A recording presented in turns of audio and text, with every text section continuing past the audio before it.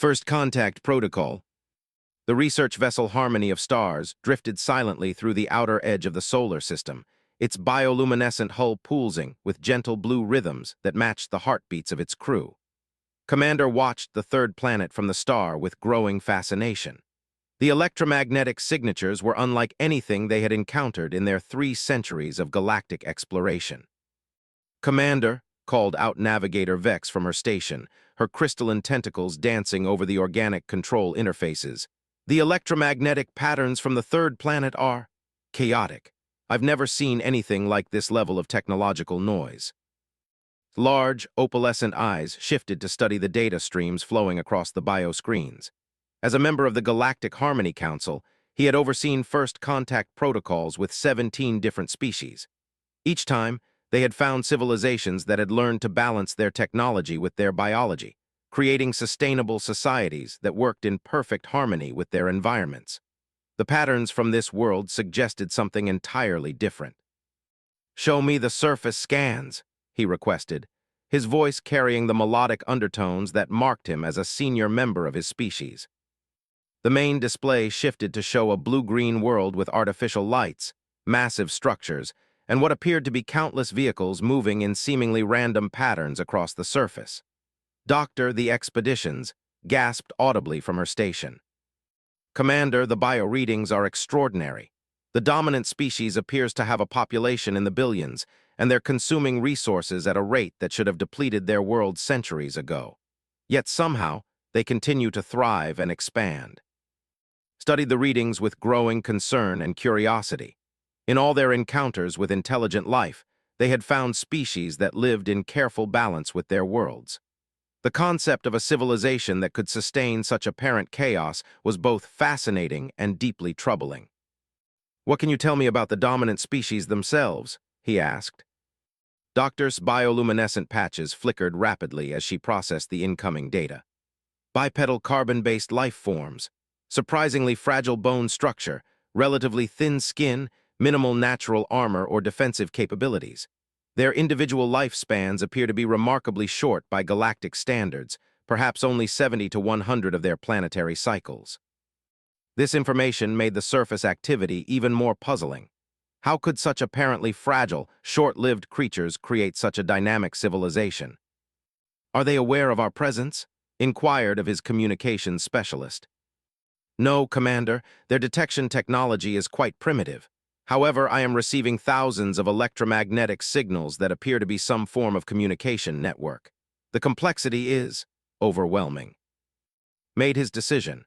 "Prepare the cultural observation team. We need to understand these beings before we make contact. Standard protocol suggests a minimum observation period of 1 full planetary cycle, but given the unusual nature of this civilization, we may need longer."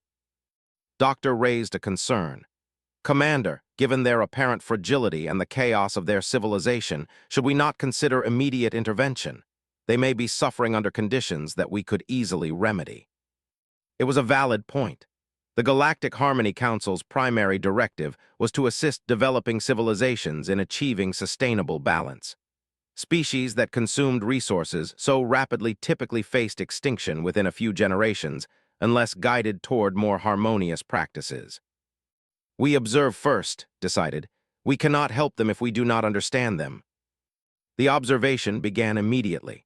The Harmony of Stars positioned itself behind the planet's largest natural satellite, using its advanced stealth systems to remain undetected, while sophisticated sensor arrays studied the surface activity below.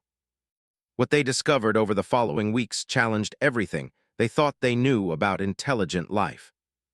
The dominant species, which their computers designated as humans, appeared to live in a constant state of controlled chaos. They built enormous structures that reached toward the sky, created vehicles that moved at incredible speeds, and maintained communication networks that spanned their entire world. Most remarkably, they seemed to thrive on competition and conflict in ways that should have torn their civilization apart. "Commander," Doctor reported after 2 weeks of observation, "I need to show you something disturbing." The main display shifted to show what appeared to be 2 groups of humans engaged in some form of organized combat. But this wasn't the ritual combat seen in many species' mating or dominance displays. This appeared to be genuine, potentially lethal conflict. "Are they at war?" asked, his bioluminescent patches dimming with concern. "That's the strange part. According to our analysis of their communication networks, this is what they call sport. They're fighting for entertainment." Watched in fascination and horror as humans deliberately injured each other in dozens of different ways, all while other humans watched and appeared to enjoy the spectacle. In one particularly disturbing example, two humans repeatedly struck each other with their fists until one collapsed. This level of self-destructive behavior should have eliminated them as a species, Doctor continued. Yet their population continues to grow, and their civilization becomes more complex each generation. Over the following days, they observed humans engaging in activities that seemed designed to cause injury and death. They threw themselves from great heights while attached to thin cords, traveled at incredible speeds in primitive vehicles, and engaged in countless activities that appeared to serve no purpose other than to risk serious harm. "Look at this," called out behavioral specialist Ra, his excitement causing his bioluminescent patterns to pulse rapidly. "I've been tracking individual humans engaged in what they call extreme sports. Watch what happens when they're injured." The display showed a human falling from significant height while attached to what appeared to be artificial wings. The impact with the ground was clearly severe, breaking multiple bones and causing what should have been fatal injuries. The medical team that responded administered primitive care and transported the injured human to a healing facility. "Now watch the same individual 6 of their months later," Ra continued. The display showed the same human, not only fully recovered, but engaging in even more dangerous activities than before. This pattern repeated across their entire database of observations. "It's as if injury motivates them to push even harder," Ra explained. "Every time they face a challenge that should break them, they come back stronger and more determined." Doctor had been conducting her own research into human physiology. "I think I'm beginning to understand their biology. Unlike every other species we've encountered, humans don't appear to heal from injury. Instead, they adapt and strengthen." She brought up detailed scans of human muscle and bone structure. "Look at this data. When a human's bone is broken and repairs itself, the repair site becomes stronger than the original bone. When their muscles are damaged through what they call exercise, they grow back larger and more powerful than before." Studied the data with growing amazement. "You're saying they deliberately damage themselves to become stronger?" "Not just physically," Doctor continued. "I've been analyzing their psychological patterns as well. When faced with traumatic events, many humans don't just recover mentally. They develop what they call post-traumatic growth, becoming more resilient, more determined, and more capable than they were before the trauma." This revelation reframed everything they had observed. What had appeared to be destructive chaos was actually a species that had evolved to transform adversity into strength. The constant conflicts they witnessed weren't signs of a failing civilization, but rather a species that used challenge and conflict as tools for growth and development. "Commander," communications specialist interrupted, "I'm receiving unusual signals from the planet's surface. It appears they've detected our presence." Felt a chill run through his bioluminescent patches. "Are you certain?" "Multiple radar installations have turned in our direction, and I'm detecting increased electromagnetic activity consistent with military mobilization." On the display, they could see human activity increasing dramatically around what appeared to be defensive installations. Vehicles were moving rapidly toward strategic positions, and their communication networks were buzzing with activity. "How is this possible?" asked. "Their technology should not be capable of detecting our stealth systems." Doctor was studying the human response patterns with growing excitement. "Commander, I don't think they detected us technologically. Look at their response patterns. They're not targeting our specific location. They're responding to something they can't quite identify but sense is there." The implications were staggering. This species had evolved not just physical and psychological resilience, but also an intuitive awareness that allowed them to detect threats their technology couldn't identify. "What should we do?" asked Navigator Vex. "Standard protocol suggests we withdraw and report to the Council." Considered this option, but something about these humans fascinated him beyond normal scientific curiosity. "No, we make contact, but we do it carefully." "Commander," Doctor protested, We don't understand enough about them yet. Their response to unknown threats could be violent. Exactly, replied. We've observed them for weeks, and every challenge they face makes them stronger. I want to understand what happens when the challenge is us. The decision would prove to be more significant than any of them could have imagined. Ordered the preparation of the standard first contact protocol. A small shuttle would approach the planet's surface carrying a diplomatic team and universal translators. They would land in a remote area and broadcast a message of peaceful intent using mathematical principles that any intelligent species should be able to understand. As the shuttle Harmony's voice separated from the main ship, felt both excitement and apprehension. In all his years of first contact missions, he had never encountered a species quite like these humans. Their combination of apparent fragility and hidden strength, their ability to transform adversity into power, and their intuitive awareness of danger made them unlike anything in the galactic databases. The shuttle descended through the planet's atmosphere, its bioluminescent hull shifting to mimic the appearance of a natural phenomenon. Doctor, Navigator Vex, and communications specialist accompanied on this historic mission.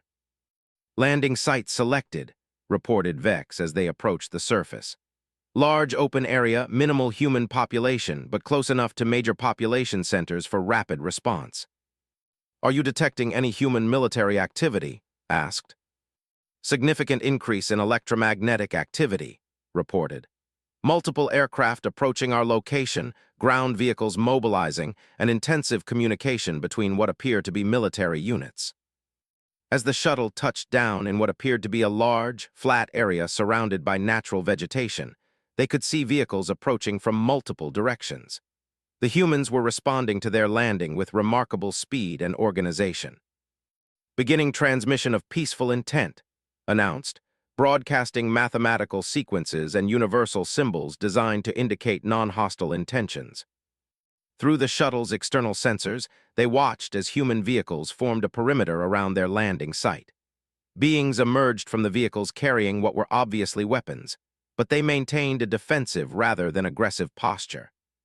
Fascinating, Doctor observed. They're responding with appropriate caution but not immediate violence. They're giving us an opportunity to communicate. After several minutes of mathematical transmissions, they received a response. The humans had somehow managed to decode their peaceful intent signals and were responding with their own mathematical sequences. Commander said with excitement, they're not just acknowledging our signals, they're improving on them. Look at this mathematical progression they're sending back. The human response took the basic mathematical concepts they had transmitted and extended them into more complex relationships. It was clear evidence of not just intelligence, but adaptability and creativity. They want to meet, decided. Prepare for surface contact. As the shuttle's biodoors opened, and the diplomatic team emerged into the alien atmosphere, they found themselves facing a small group of humans who had approached under a flag that appeared to be a symbol of peaceful intent. The first thing that struck was how small the humans were compared to the. Yet there was something in their posture, in the way they moved and held themselves, that suggested strength far beyond their apparent physical capabilities. The lead human, a female wearing what appeared to be a military uniform, stepped forward and spoke in their language while making gestures that clearly indicated peaceful intent. This universal translator began processing the sounds and body language. Greetings, the translation came through after a few moments. I am Colonel Sarah of the United Earth Defense Force. We welcome you to our world and hope this meeting marks the beginning of peaceful relations between our peoples. Activated his own translator and responded, Greetings, Colonel Sarah. I am commander of the Galactic Harmony Council vessel Harmony of Stars. We come in peace, seeking to understand your remarkable civilization. What happened next would challenge everything both species thought they knew about each other. Colonel's response was immediate and direct. We've been aware of your presence in our system for several weeks. While we couldn't detect you directly, we could sense something was watching us. We've been preparing for this moment. The admission stunned the team. Not only had the humans detected them despite superior stealth technology, but they had been preparing for contact rather than simply reacting to it. How, Doctor couldn't help asking. Colonel smiled, an expression that the universal translator identified as indicating pleasure or amusement. Humans have learned to trust their instincts. When something feels wrong, we pay attention. When something feels significant, we prepare. Your presence felt significant. As the two groups began formal first contact protocols, realized that everything they had observed about humans was only the beginning. These beings had evolved capabilities that went far beyond anything they had expected, and their civilization was built on principles that challenged the Galactic Harmony Council's fundamental understanding of intelligent life. The real revelations were about to begin, the demonstration. 3 days had passed since first contact, and Commander found himself in what humans called a conference room, within a massive underground facility that Colonel had identified as the North American Aerospace Defense Command. The human response to alien contact had been swift, organized, and remarkably calm considering the magnitude of the situation. "Your people adapt quickly," observed as he settled into a specially constructed chair that accommodated his larger physiology. His bioluminescent patches pulsed thoughtfully as he studied the humans across the table. Colonel, now accompanied by what appeared to be senior representatives from multiple human governments, smiled. "Adaptation is what we do best, Commander. We've spent our entire evolutionary history learning to survive in a universe that seems determined to eliminate us." Doctor, introduced as Earth's leading, leaned forward with obvious excitement. "We've been studying your people just as intensively as you've been studying us. Your bioluminescent communication, your harmonious technology that appears to be grown rather than built, your apparent longevity. You represent everything we thought advanced civilization should look like." "And yet you seem troubled by our observations of your species," replied, his translator converting his melodic language into human speech. General Harrison, the military leader coordinating Earth's response, nodded grimly. "Colonel briefed us on your team's reports. You see us as a species that thrives on conflict and chaos. You're not wrong, but you're not seeing the complete picture either." Doctor, who had become fascinated with human physiology during their initial observations, spoke up. "We've documented your species' unusual response to physical trauma. Rather than simply healing, you appear to strengthen. Rather than avoiding danger, you seek it out. From our perspective, this behavior appears self-destructive." "That's because you're viewing it from the perspective of a species that achieved harmony," Doctor replied. "Humans evolved on a world that was actively trying to kill us every day. We didn't have the luxury of developing harmonious balance with our environment because our environment was consistently hostile." She activated a holographic display that showed Earth's geological and climatological history. Ice ages that lasted, massive volcanic eruptions that blocked out the sun for years, asteroid impacts that eliminated most life on the planet, diseases that swept across continents killing millions. Humans survived not by achieving harmony with these forces, but by becoming stronger every time they tried to destroy us. Studied the display with growing amazement.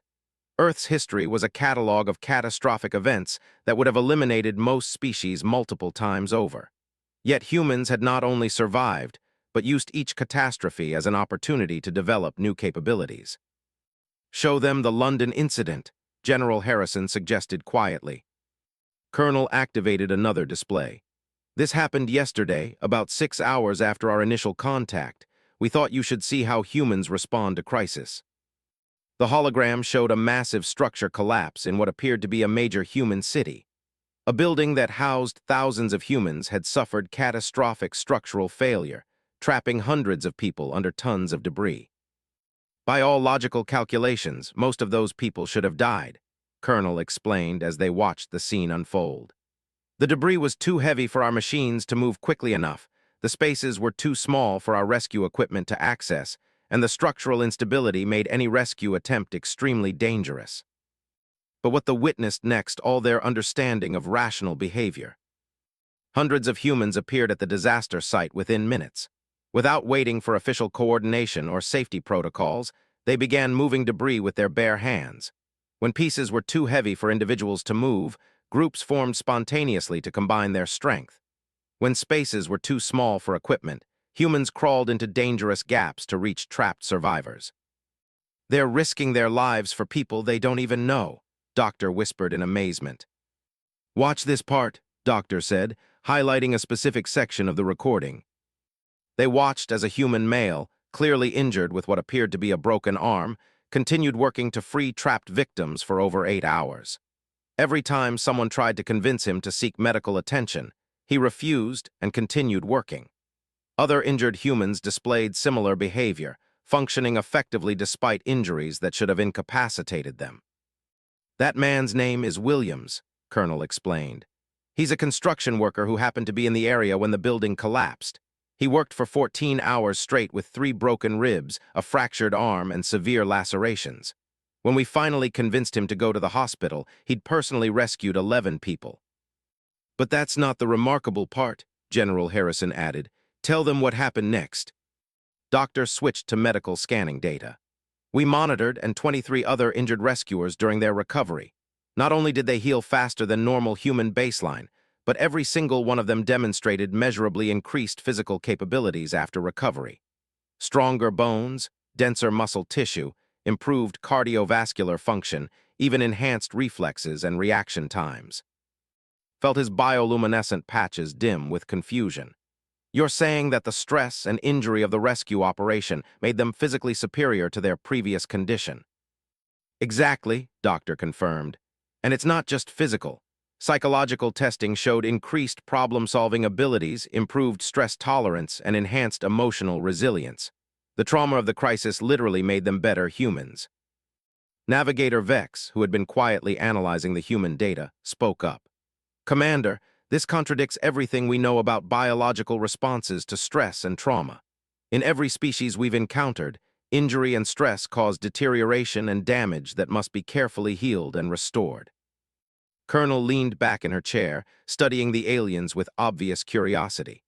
"That's because you've never encountered a species that evolved on a world like Earth. We didn't evolve to live in harmony with our environment because harmony was never an option. We evolved to grow stronger every time our environment tried to eliminate us." Doctor was reviewing additional human medical data on her portable scanner. "Commander, I'm seeing similar patterns in their historical records. Humans who survived major wars, natural disasters, famines, and diseases consistently demonstrated enhanced capabilities compared to baseline measurements. Their literature is full of expressions like, 'What doesn't kill you makes you stronger,' which we initially thought were metaphorical." "They're not metaphorical," Doctor confirmed. "They're literal descriptions of human physiology and psychology." General Harrison activated another display. "Let me show you something that might help you understand our perspective on conflict and competition." The new hologram showed what appeared to be a massive human gathering. Thousands of individuals were engaged in various forms of physical competition, from running and jumping to complex team activities that involved moving spherical objects according to intricate rules. "This is what we call the Olympic Games," General Harrison explained. "Every 4 years, humans from across our entire world gather to compete in dozens of different physical and mental challenges. We spend years preparing for these competitions, pushing our bodies and minds to their absolute limits." "But why?" asked. "What purpose does this serve?" "Watch the crowd," Colonel suggested. The camera panned across thousands of human faces, all focused intensely on the competitions.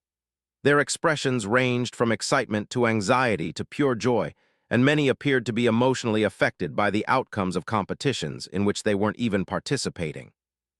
"Humans don't just compete," Doctor explained. "We inspire each other to compete. When we see another human achieve something we thought was impossible, it doesn't discourage us. It motivates us to attempt something even more challenging." She highlighted specific moments from the competition where humans achieved extraordinary feats. "That woman just ran faster than any human in recorded history. That man just lifted more weight than anyone thought the human body could handle.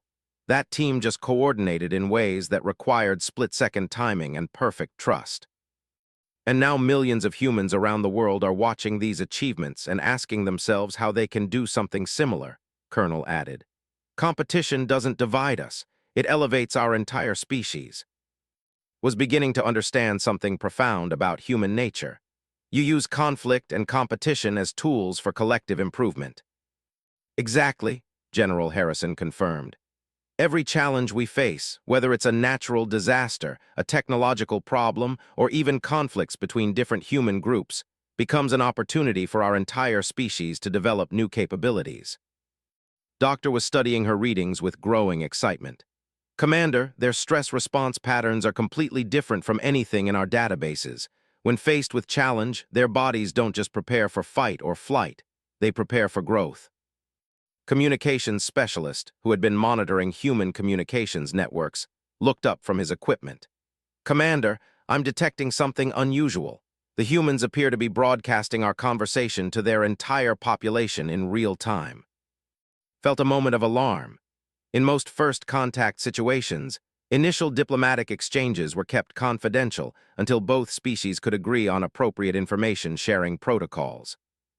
Colonel noticed his reaction immediately. Is that a problem? We can restrict the broadcast if you prefer.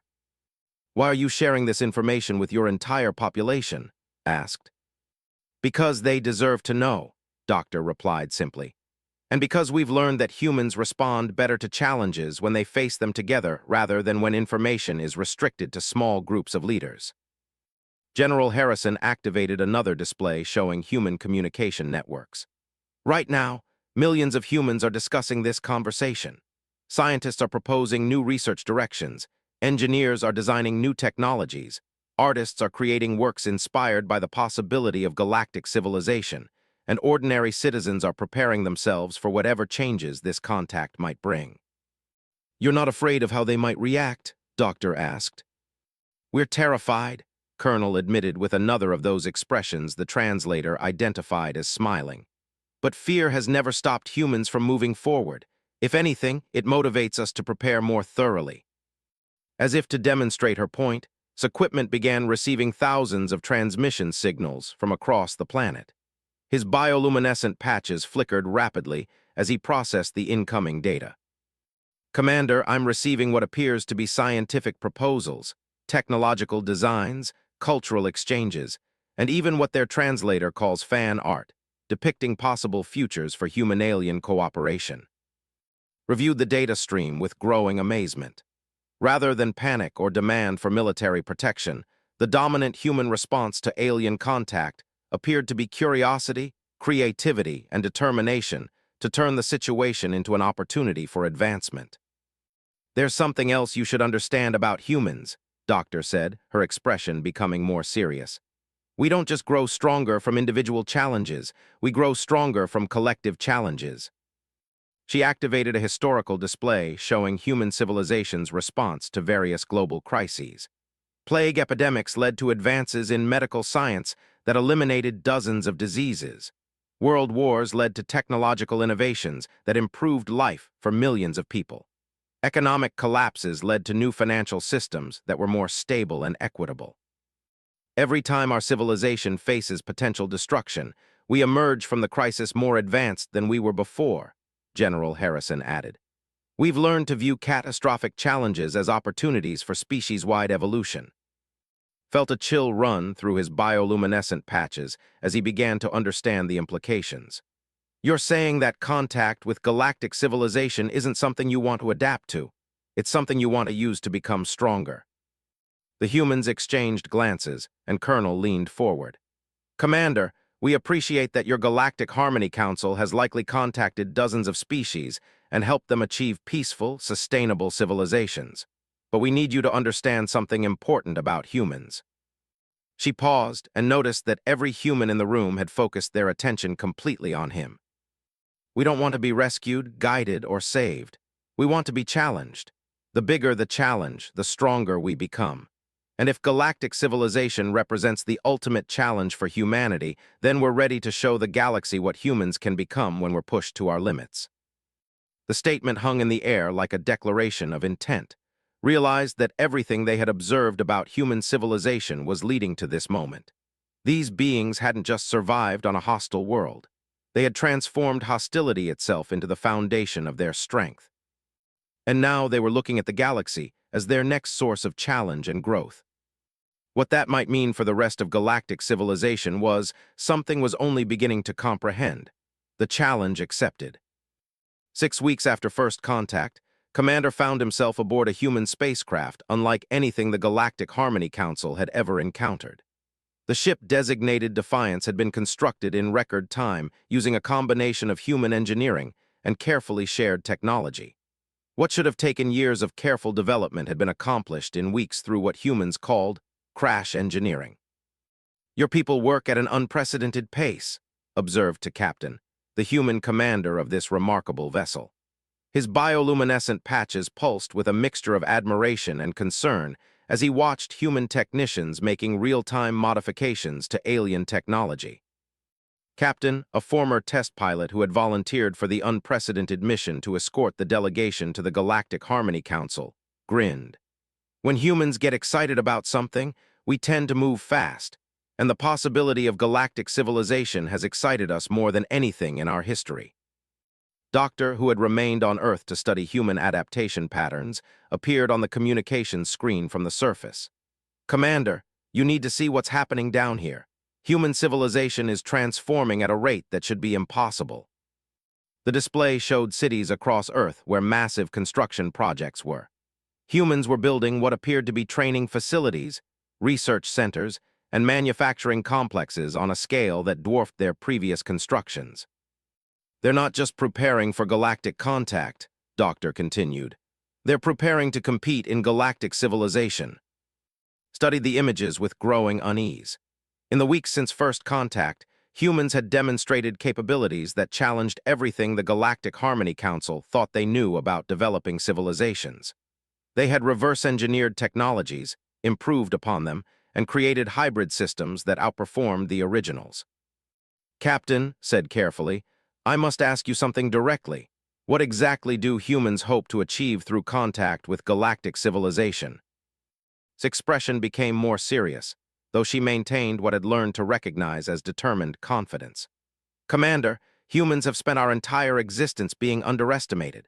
Every challenge we've faced, from ice ages to world wars to devastating pandemics, other species would have viewed as insurmountable obstacles. We've learned to view them as opportunities to prove that there's no limit to what humans can achieve when we're properly motivated. She gestured toward the forward-viewing portal, where the harmony of stars was visible, maintaining formation with the human vessel. Your Galactic Harmony Council represents the ultimate challenge. Thousands of species, technologies beyond our current understanding, civilizations that have existed for millions of years. Most developing species would be intimidated by such advanced galactic community. And humans? Asked, though he was beginning to suspect the answer. Humans see it as the ultimate competition, replied. We're going to show the galaxy that age and technological advancement don't automatically translate to superiority. Sometimes the player brings capabilities that fundamentally change the game. Navigator Vex, who had been monitoring human communications during the journey, looked up from his station with obvious concern. Commander, I'm receiving reports from Earth that are unprecedented. The main display shifted to show global human activity. In the 6 weeks since first contact, humans had apparently reorganized their entire civilization. National governments were coordinating on projects that had never been attempted before. Scientific research that should have taken decades was being completed in weeks. Technologies that should have required centuries of development were moving from theoretical concept to practical application in record time. How is this possible? Asked. Because humans don't just compete individually, came a new voice from the communication system. Doctor appeared on screen from what appeared to be a massive laboratory complex. When we face a challenge that requires our best efforts, we compete as a species. She gestured to the activity behind her, where thousands of humans were working on projects that appeared to involve advanced physics, engineering, and technologies that seemed far beyond their previous capabilities. Commander, I need to show you something that our psychological analysis teams have discovered about human motivation patterns, Doctor continued. When humans face challenges individually, we demonstrate remarkable growth and adaptation. But when we face challenges that threaten or could elevate our entire species, we demonstrate capabilities that seem to transcend normal biological limitations. The display showed brain scanning data from humans working on various galactic preparation projects. Look at these neural activity patterns. Humans working on galactic-level challenges are demonstrating enhanced cognitive function, improved problem-solving abilities, increased creativity, and something we can only describe as accelerated learning. Doctor added her observations from the surface. It's not just cognitive enhancement. Humans working on these projects are requiring less sleep, maintaining higher energy levels and showing improved physical coordination and stamina. It's as if the challenge of galactic civilization is triggering evolutionary adaptations in real time. Felt a chill run through his bioluminescent systems. You're describing impossible biological changes. Impossible for most species, Captain agreed. But humans evolved under impossible conditions. We've learned to adapt our biology to match our challenges rather than limiting our challenges to match our biology. Communications specialist had been monitoring transmissions from the approaching Galactic Harmony Council headquarters. Commander, I'm receiving preliminary reports from the Council about our mission. They're expressing significant concern about bringing humans into galactic civilization. What kind of concerns? Asked. They've been analyzing the data we've transmitted about human capabilities. Several Council species are worried that human competitiveness and adaptation abilities could disrupt the harmony that has maintained galactic peace for. Captain's expression became more intense. Are they considering rejecting human membership in galactic civilization? Consulted his readings. Some Council members are suggesting that humans should undergo a period of guided development to help them achieve harmonious balance before being granted full membership. The effect on the humans was immediate and dramatic. Captain's eyes took on what had learned to recognize as the expression humans wore when they perceived a challenge. Guided development, she repeated slowly. They want to change us into something more like the other galactic species. It would be for your own benefit, explained quickly. Galactic civilization has developed systems that ensure peaceful coexistence and sustainable development. Most species require some adaptation period to integrate successfully. Commander, said, her voice carrying a tone that made bioluminescent patches flicker with concern. I need you to understand something crucial about humans. We've never accepted that we need to be changed to succeed. We've always found ways to succeed exactly as we are. Doctor's image on the communication screen nodded agreement. Humans appreciate the Council's offer of guidance, but we need to make something clear. We're not asking for permission to join galactic civilization. We're informing galactic civilization that humans are joining whether they're ready for us or not. That's not how first contact protocols work, protested. The Galactic Harmony Council has established procedures for integrating new species that ensure stability and prevent conflicts. Those procedures were designed for species that evolved under stable conditions, Captain replied. Species that developed harmonious relationships with their environments and each other. Humans evolved under constant threat and learned to thrive in chaos. She activated a display showing Earth's current status. Commander, in the 6 weeks since first contact, humans have developed technologies that match or exceed capabilities your people have been developing for centuries. We've reorganized our entire civilization to optimize for galactic-level challenges. And we've demonstrated problem-solving abilities that your own experts admit are unprecedented. Now the Council wants us to slow down and undergo guided development to make us more harmonious, Doctor added from the surface. That's like asking a race car to remove its engine so it can integrate better with a parade of bicycles. Realized with growing alarm that the humans were not going to accept the Council's standard integration protocols. More concerning, they appeared to view the Council's caution as another challenge to overcome rather than wisdom to accept. What exactly are you proposing? He asked. Captain exchanged glances with the human crew members, then looked directly at. We're proposing that galactic civilization adapt to include humans rather than expecting humans to adapt to fit into existing galactic civilization. We're proposing, Doctor added from Earth, that the galaxy discover what happens when you add a species that views every obstacle as an opportunity for growth to a community that has been stable for. We're proposing, came a new voice as General Harrison appeared on the communication system, that galactic civilization learn what humans can accomplish when we're given challenges worthy of our capabilities. Looked up from his communication equipment with obvious distress. Commander, I'm receiving emergency signals from the Council headquarters. They're requesting immediate consultation about the human situation. What kind of emergency consultation? Asked. They want to know if humans represent a potential threat to galactic stability, and whether our first contact mission should be classified as a diplomatic emergency. The bridge of the Defiance fell silent as the implications became clear. The Galactic Harmony Council, which had successfully integrated dozens of species over, was now questioning whether humans could be safely included in galactic civilization. Captain broke the silence with a statement that would resonate through galactic history. "Commander, please transmit the following message to your Galactic Harmony Council." She stood and noticed that every human on the bridge had assumed positions that he recognized as indicating complete determination and unity of purpose. Humanity appreciates the Council's concern for galactic stability. However, humans do not require permission to grow, adapt, and advance. We do not require guidance to achieve our potential, and we do not require the approval of galactic civilization to demonstrate what humans can accomplish. She paused and saw in her expression something that made his bioluminescent patches pulse, with what he could only describe as recognition of an irresistible force.